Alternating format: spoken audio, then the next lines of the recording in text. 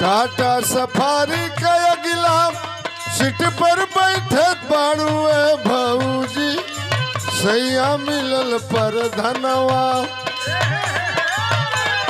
अरे सैया मिलल पर धनवा यही से ऐठत बाड़ू भौजी सैया मिल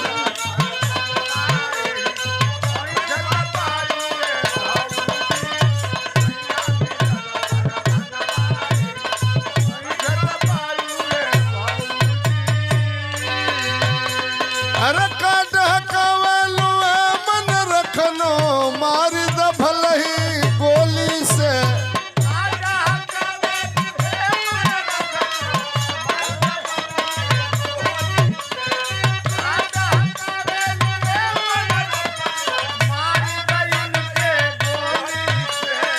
हो जाला छेदा करे जा में हमारी झांके जो बनवा चोली से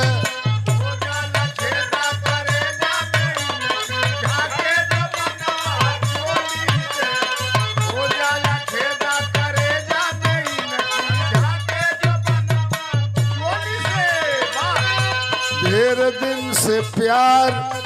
के लगवल बाड़ू लासा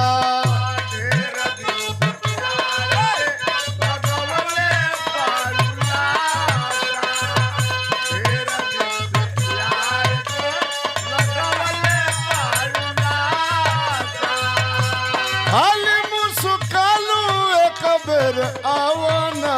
खुलासा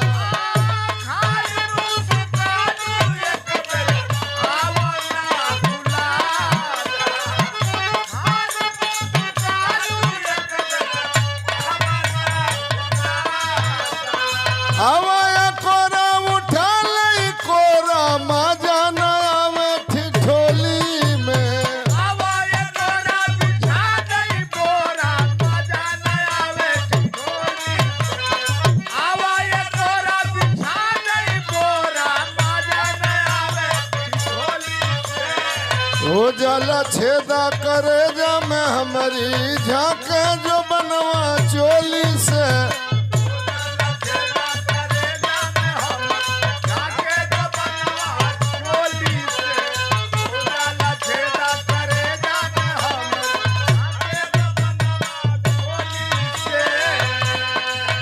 ₹200 का पुरस्कार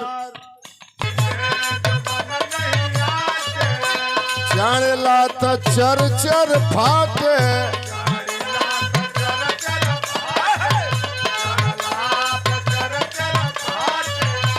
चोली में जो बन नहीं आटे जाने लाता चर चर फाटे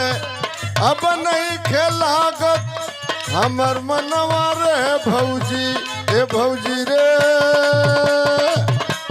हमरो करा दे तू गवनवा रे भौजी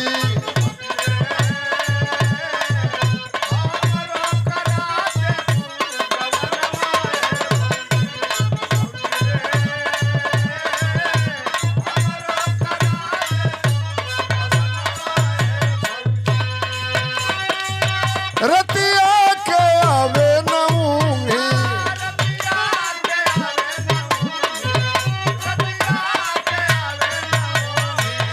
केतनो करवटिया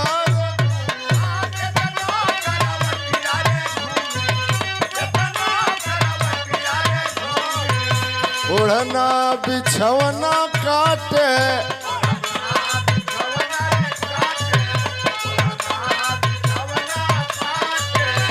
लगी जवा